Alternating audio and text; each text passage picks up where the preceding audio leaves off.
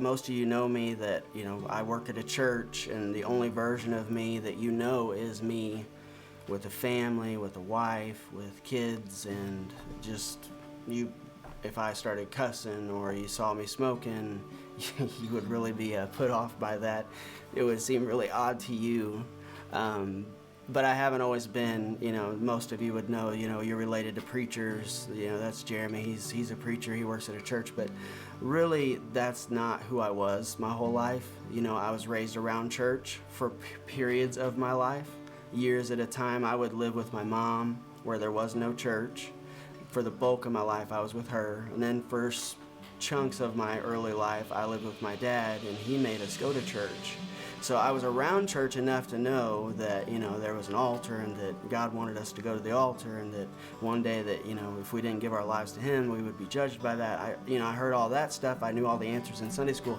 But somehow the separation between my mom and dad, and living mostly with my mom, and having entire chunks of my life where my dad wasn't around, and then vice versa, that I had entire chunks of my life where my mom wasn't around. So just this huge dichotomy of church, and then nothing.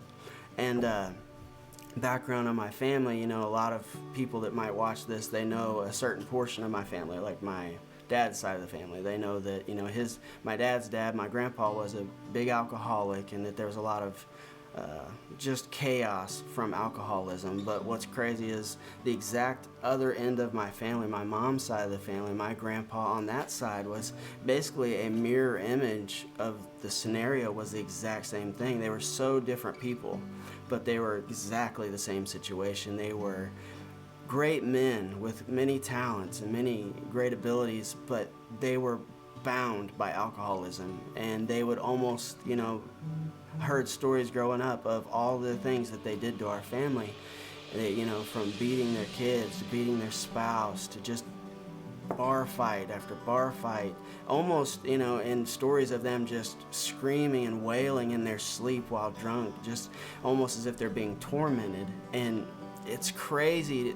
It really is like they were tormented if you hear some of the stories.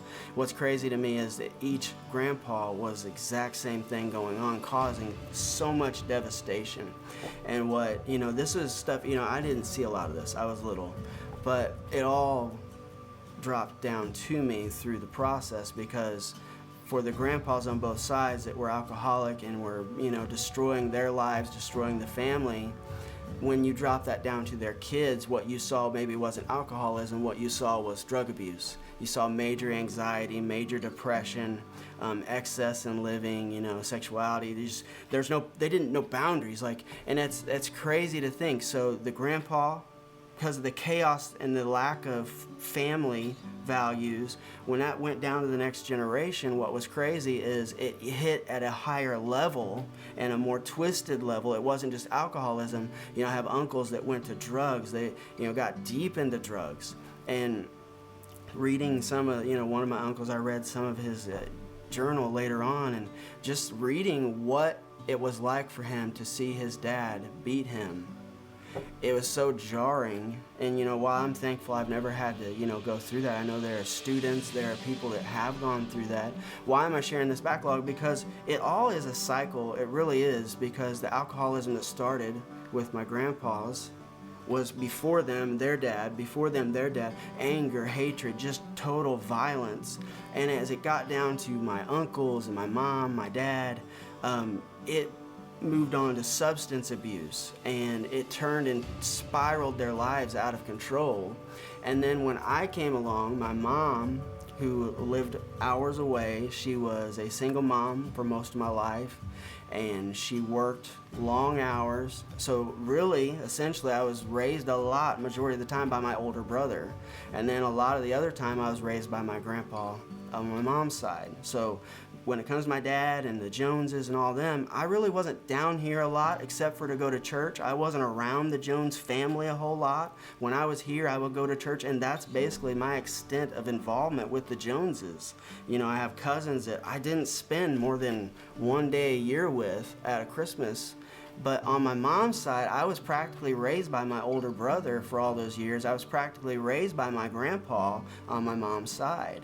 And to be raised up in that where my older brother, who is basically taking care of us while mom was working, is crazy to think, because he is a product of the cycle that goes on in his family, in his life. He never had a dad in his life. His dad was never involved in his life. So that you have my older brother who is dealing with the chaos of not having a dad in his life, and basically our grandpa was his dad. You know, my dad stepped in, was his dad to a certain extent, but he began to surround himself with the wrong people, and he began to get into substance abuse. He began to steal. He began to just get depressed and become fixated on having things and money and girls, and he ended up pregnant at like 16, a total, young kid that has no clue what to do with his life, no male role models going on. And this is the guy that I'm looking up to. There's about 3 or 4 years difference between me and my older brother, living with my mom. So he has a baby at a young age, has no clue what to do with it. His life is spiraling out of control. And before too long, he actually ends up in prison. He has a life sentence in prison right now. And here I am at 11, 12, and 13 watching my older brother, who is like a parental figure to me, in prison. He's gone. At that point, I had already seen, my dad get remarried like 3 and 4 times. I'd have stepbrothers and sisters that become a part of my life. They were ripped out of my life. I had verbally abusive stepmoms that I was stuck at home with while my dad was working. So there's just a lot of chaos going on. And the little bit of church that I had up until this point was not adequate to combat all the crazy that I was seeing. And on top of all that, at 12 and 13, I had kind of 2 different high school experiences. I had an experience locally around here where, I was just, the stepmom, verbal abusive, manipulative, I was depressed out of my mind, so I began to go inward. And at this local school here, I was kind of like picked on a lot. I was made fun of, like physically picked on. And then I've had the chance to move away, and I moved to my mom's. And what's crazy is it's like I got a reset, and all of a sudden it just kind of like all the depression and stuff was pushed to the side because it's total redo. And also the people I hung out with was different. And I was hanging out with the popular people, the star quarterback, stuff like that. And I was the class clown, just kind of cutting up, horrible grades. And before too long, his junior year, and all this depression and hopelessness was just hitting a heavy. It came back in full-fledged. And it was junior year, not even halfway through. And I was just so tired of pretending like I was okay. Just so done. Just didn't have the answer, and honestly, I came to a place where I realized it was all pointless. And truthfully, most of the things we focus on in this life are pointless. I think I actually had a revelation of truth at my junior year of high school. I mean, this was all pointless. Everything that I had pursued, everything that I wanted was pointless. So I made the decision literally that day. I just got up, I walked out of the high school and just didn't come back. My sister would tell me later on that they would be like calling throughout the intercom, "Is Jeremy Jones in the school? Is Jeremy Jones?" I just quit. Like, I didn't care anymore, and I was done pretending like all this actually mattered. There was such a void in my life that I didn't care anymore, and I was just done with the whole thing. And that was probably like the start of a deeper downward spiral that I had ever, than anything I had ever imagined. At that point, I made the decision none of it matters, so I just started consuming anything that would numb it. I tried everything from prescription pills to cocaine. Weed was just a normal thing. People smoke cigarettes. We were smoking cigarettes and weed every day.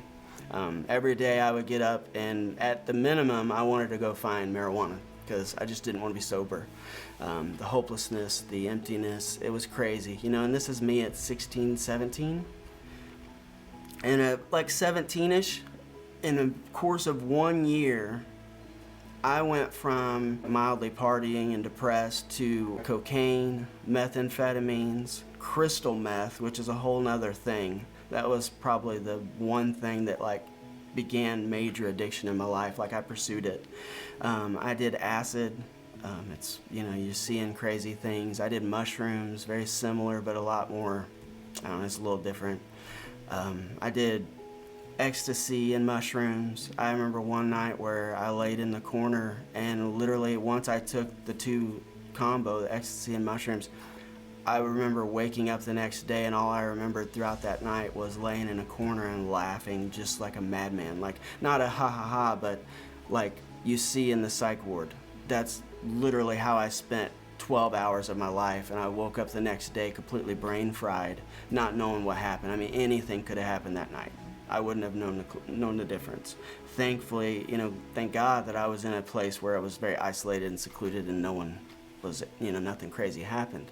So in the course of 1 year, I did about every drug the only drug that was never offered to me, which I probably would have snorted it, being truthful, is heroin. Thank God that I didn't have that handed to me. But every drug that you can think of, I did it. In the course of 1 year, I went from being just someone who's hanging out with the popular kids at school to dropped out, to doing all these drugs.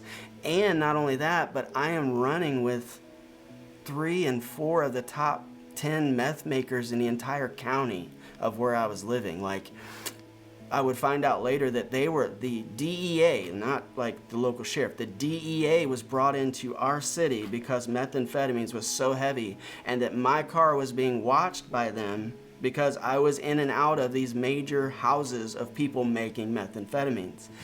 And I'm going into some detail because most of you have never heard this type of stuff, and you can't imagine me that way.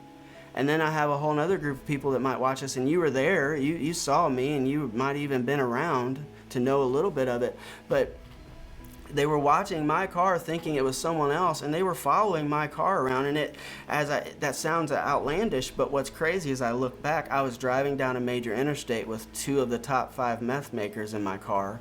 We had supplies and meth, supplies to make meth and meth in my car, driving down the interstate, and a state trooper pulls in behind me and starts running my plates. It's over.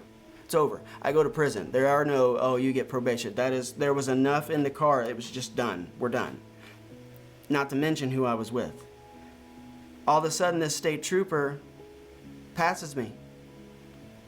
You don't realize how big that is, because literally, I have probably been pulled over and had my car searched in a matter of 2 years over 15 to 20 times. They knew I was with the people, and they were trying to catch me and leverage me to narc on those people. Why does all this matter? Because you don't realize what God has done. You don't realize what God has brought me out of. And until you start hearing the details of who I used to be and how core it was to who I was. Like, you don't know what it's like to, have a state trooper behind you and realize that the moment they pull you over that you will go to prison for at least 10 years, 5 years at 17, 18 years old. And then you don't know what it's like to look over and see one of your best friends shooting up meth for the first time. Talk about, that changes things. I realized how serious things were getting. And as that year went on, I'm running with these major people. I'm helping them make drugs. I'm driving them. Instances of me driving with meth maker in the passenger seat on a curvy road at 3 or 4 in the morning, been up for days. We're driving back from stealing what we need to make the meth. He's over there making it. I'm driving on a curvy road in the middle of the night, sleep, in and out of a sleep. There's no reason for me to be here right now. There's no reason for me to be talking to you right now. Another time I was helping to steal things that we needed, and the chemicals you use with that, they spilt in the car, and it literally takes your breath away. I mean, we're sticking our head out of the window of the car so we don't die while we're trying to leave the scene of whatever we just did. These are things that, I've never explained or talked to anyone about. And I think people take for granted because, I'm sitting there in front of them and I work at a church and I don't look rough. And I just feel like that God needs to get credit and God needs to get glory from those things. And when I look back at, towards the end of this time of my life before I encountered Jesus, what a lot of people don't realize, and even some of my old friends were starting to draw back from the crazy stuff. A lot of my old friends, they got into it with me, some of them, And they were starting to pull back and just kind of go back to smoking weed and kind of getting away from the people who were making meth. And that was different for me. I came to a place, they were backing up. I leaped in. Like, I remember my stepdad at the time pulling me around the back of the house and just trying to talk to me. He knew what I was into. And I just told him, I said, I don't want it. I want this more than anything. I want to live this life, and I have no intention of ever stopping. I was prepared to go to jail. Like, I was prepared to go. I thought in my mind, it is my right to make drugs, to smoke drugs, to do drugs. You are getting in my business. I was so rebellious and so twisted in my head. But the point of it is, I didn't have any plans to change. I've watched my friends go to prison. I've watched my friends shoot up. I've literally stood at the doorstep of being caught and going to prison. It's not like I was ignorant. I knew what I was getting into, and I knew what could happen. I had no intention of stopping. And that is the crazy part, is it was in those moments when everyone else was backing away and I was all in. But that's when God stepped in. You know, what started with alcoholism branched into abuse and verbal and physical abuse, and tiered into parents who didn't have good parents that showed them how to live be good parents. And then they're doing, my mom and dad, they did the best that they could. I mean, I can't say that enough. They did what they knew how to do. No one had ever showed my dad how to be a husband. No one had ever showed my mom how to parent.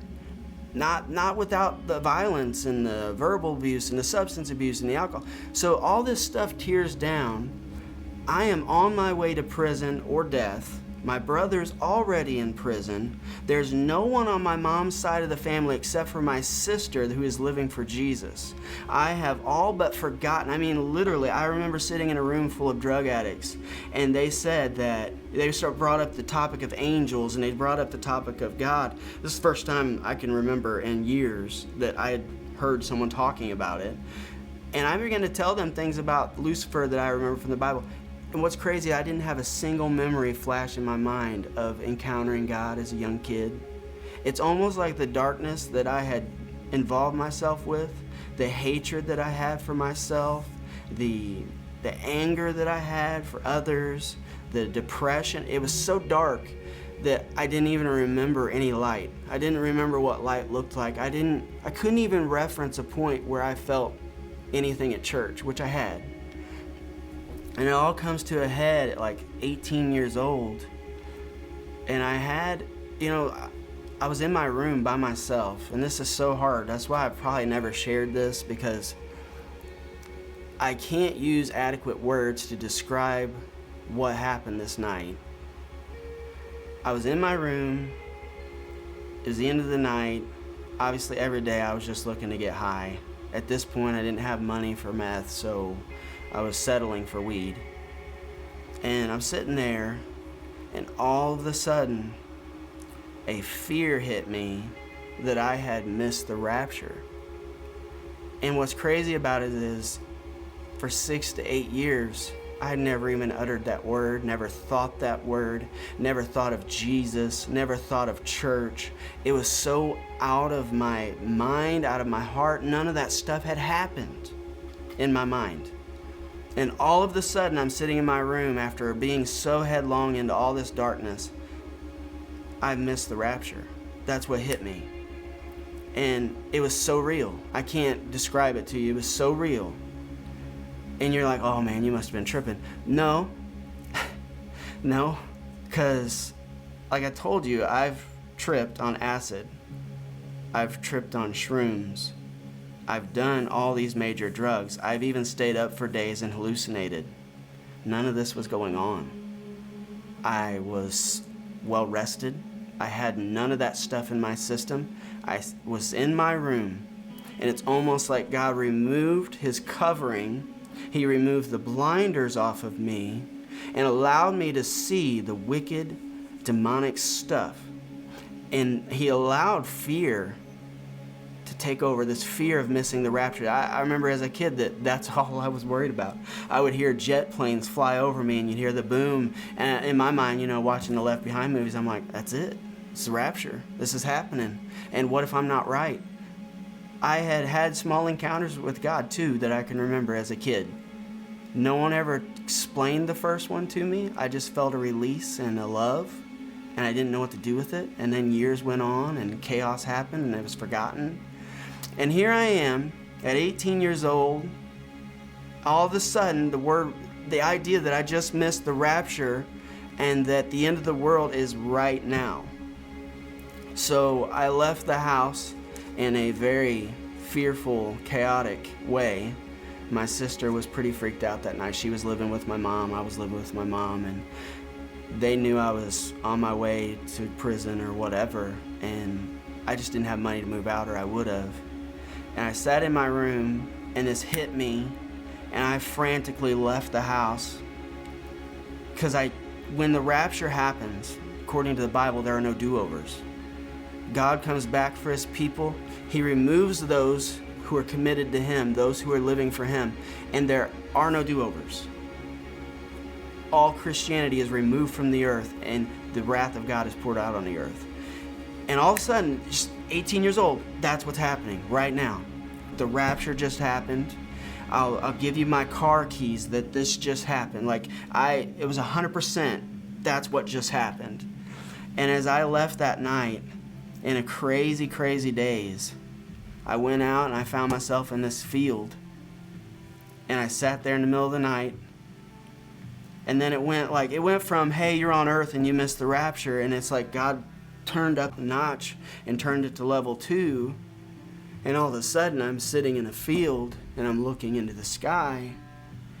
And there's no tomorrow. There's, with the rapture, you get a chance to live right and maybe go to heaven.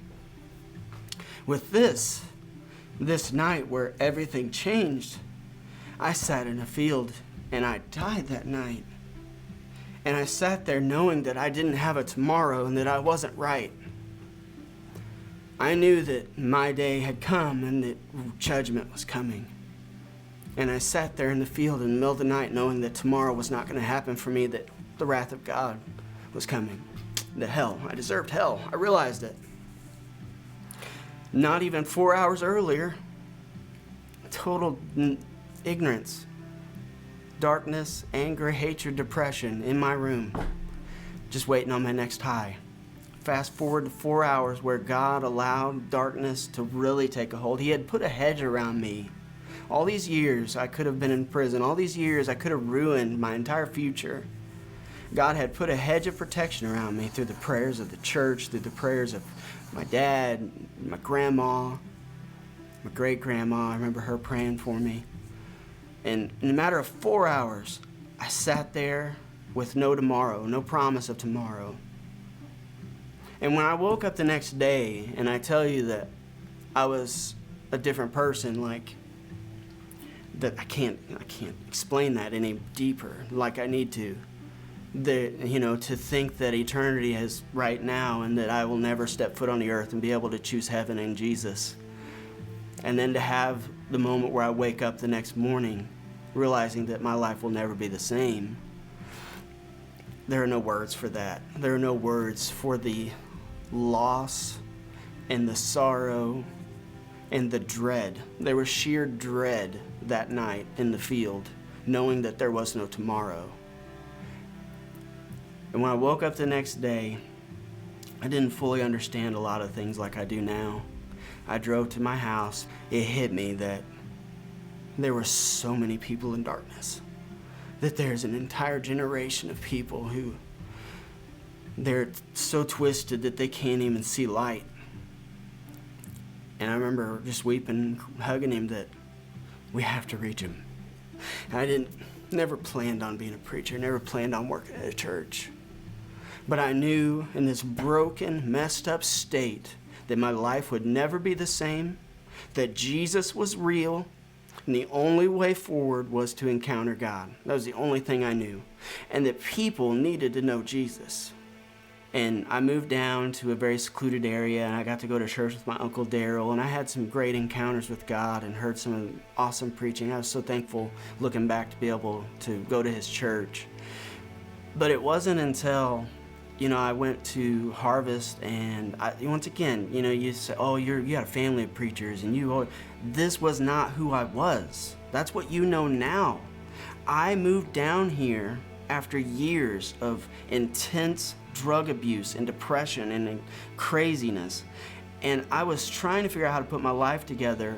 And it wasn't until I learned how to encounter God, and it wasn't until I found the right people, that my new life started forming. You're talking about a guy who didn't hold a job for years. You're talking about a guy who literally broke up with girls because he was too depressed and he didn't want them around the depression and the negativity because they were too good. You're talking about a guy who didn't want to date, couldn't imagine getting married because he's too busy doing drugs to even date someone. Now I'm living this life of going to church knowing I can't go back to that.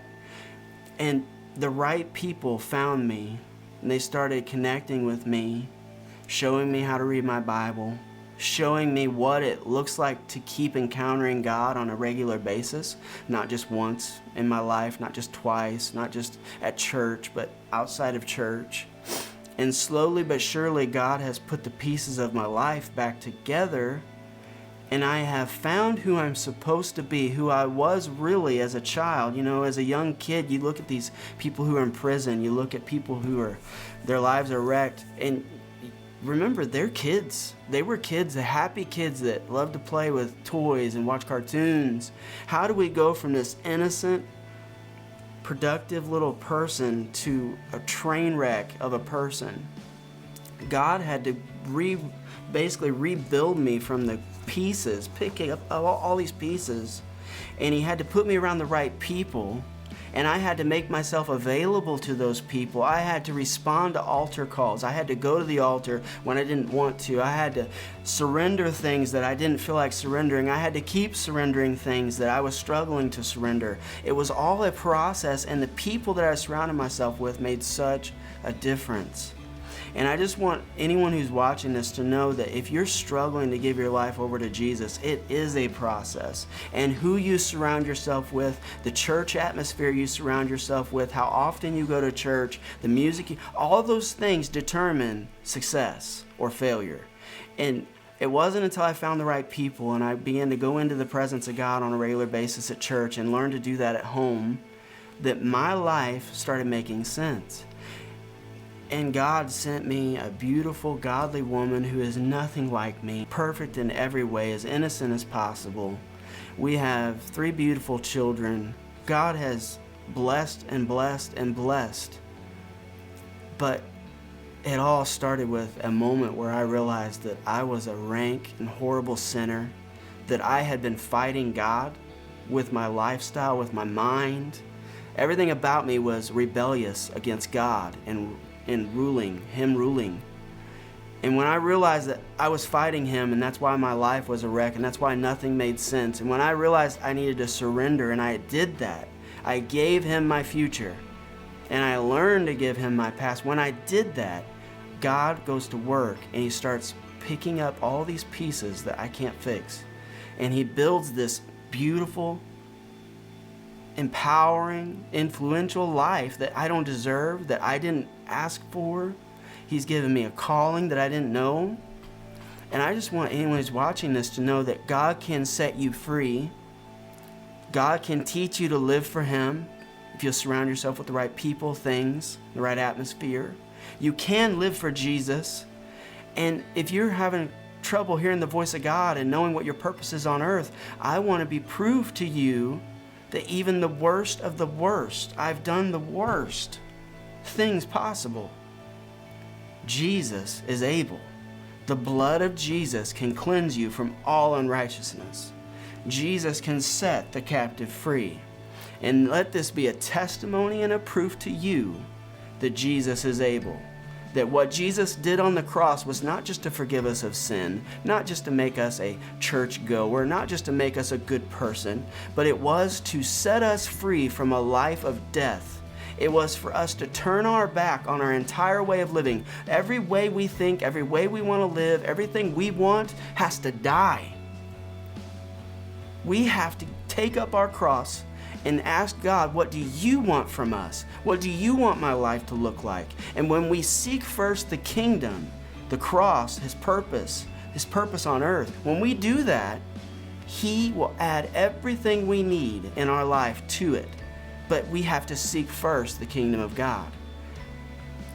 And I just want to encourage you, the gospel works. And if you need prayer, if you need someone to talk to you about this, you need help reading your Bible, please contact us. Contact the ministry, contact me personally, comment on this page, whatever this looks like. God is able to set you free. God is able to rescue you, and He can rescue your family members.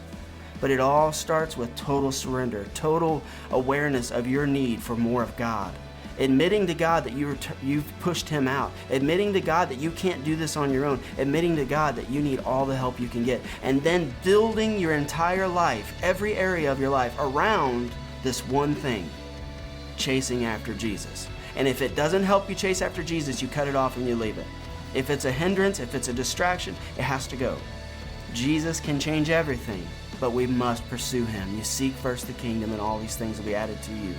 I just hope this is encouraging and that someone will be changed by it. And I want to encourage anyone who's watching this who is a Christian that you share your story. There's nothing more impactful than our story of how we encountered Jesus. I was full of hatred and emptiness, and I was bound by drugs. But now I am free, I have purpose, and I have peace. And it's all because I encountered Jesus Christ.